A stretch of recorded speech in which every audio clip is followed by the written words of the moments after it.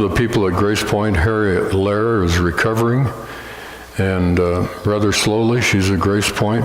So Irene Rutz, and she had some procedure putting glue. You ever hear of that? Putting glue in your back, whatever that means. But it is supposed to relieve the pain and help that condition.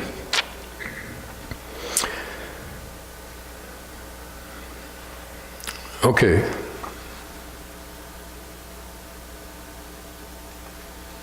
I'm looking, but I don't see the person I'm looking for.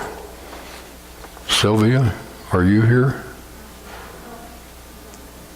She's not here. Well, she doesn't get the happy birthday song. Maybe we'll do it next Sunday. Can I be rather personal? I'm going to be rather personal this morning.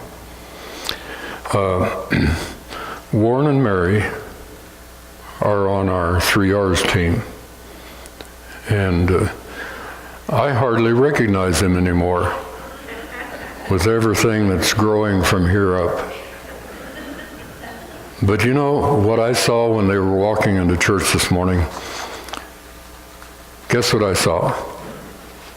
How long have you been married? 4 years in March. All right. They were holding hands carefully walking into church this morning. I just wanted to say that about you. Good to see that.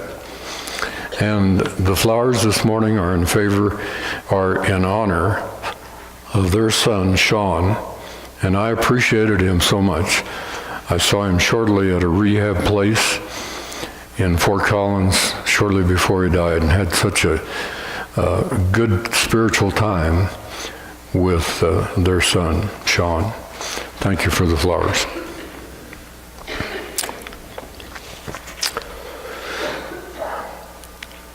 I think this is a good place to take this.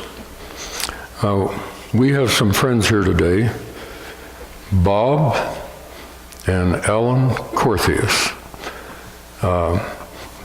Bob, would you come up here? You're welcome too, Ellen, if you want to. Why don't, okay, you're going to let him do the honors?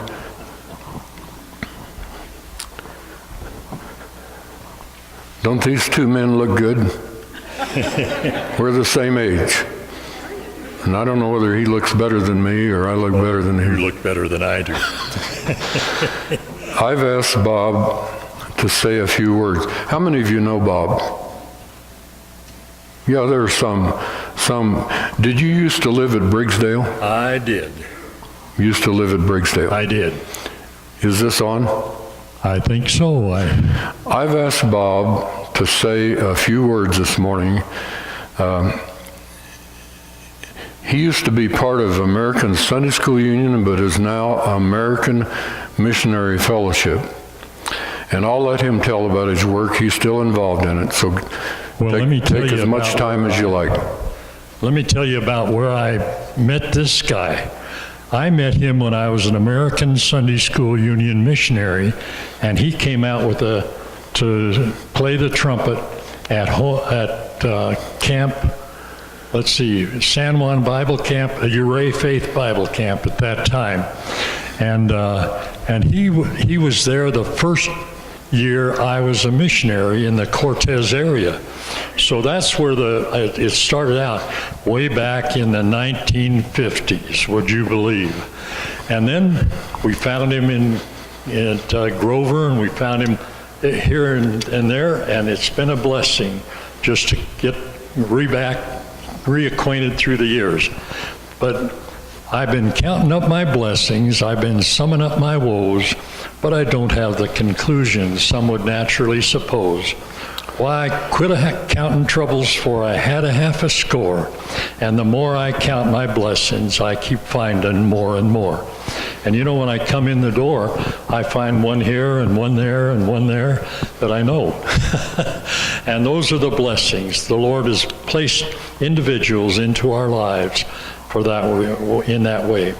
But it reminds me of John 3:16 that says, "In the beginning first mistake I made. For God, the greatest being, so loved the greatest motive, the world, the greatest object, that he gave the greatest gift, his only begotten Son, the greatest gift, that whosoever, the greatest invitation, believes in him, the greatest simplicity, should not perish, the greatest hope, but have the greatest assurance, everlasting life. And when I think of Preston Ranch Ministries, for God, the greatest being, so loved the greatest motive, Preston Ranch Ministries, God's greatest blessing to us and the ministry that we have. But we have brochures out there on the coffee table, and we'd like to invite you to be sure and pick some of those up. It tells about Preston Ranch Ministries, and we have 5 homes. We have about 35 kids, and we had a family with 11 that just moved out, so we're redoing a home for another family to come in. So we have our blessings. There are 4 homes in this new brochure, and we'd like to have you take one as you go out and get a little acquainted with Preston Ranch Ministries. We build homes for families who are willing to adopt kids, and the younger that we can adopt them, that's what we try to do. So many of our kids now that we're adopting are starting with babies up to 2 years old, and it's a blessing to bring them up in the things of the Lord. So pray for us and pray for that ministry. We just, when 11 move out, we've got to fill that house now with another bunch of kids. And we're looking forward to the Lord's blessings. We wish you'd pray for us and take the brochure so you know what we're doing. The Lord bless you special.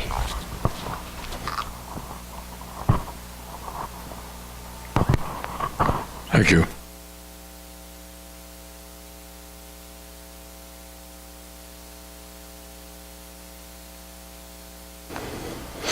Now you can hear me.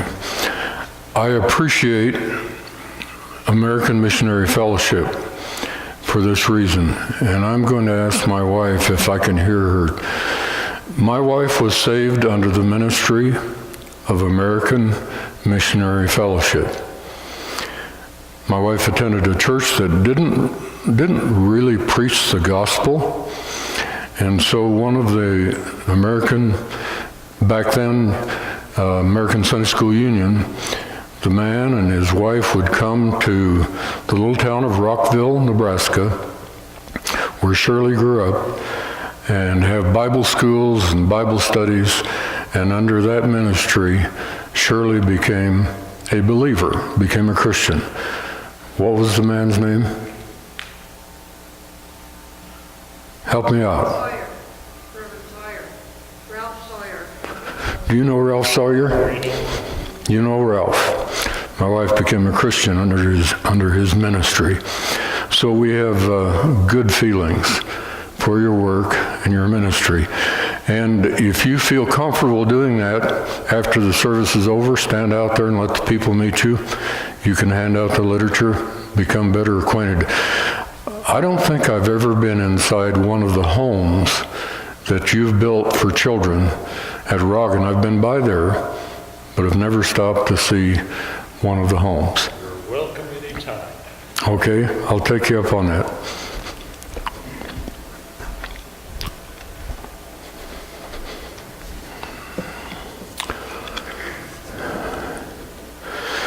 I'm going to ask the ushers to come and receive our morning offering.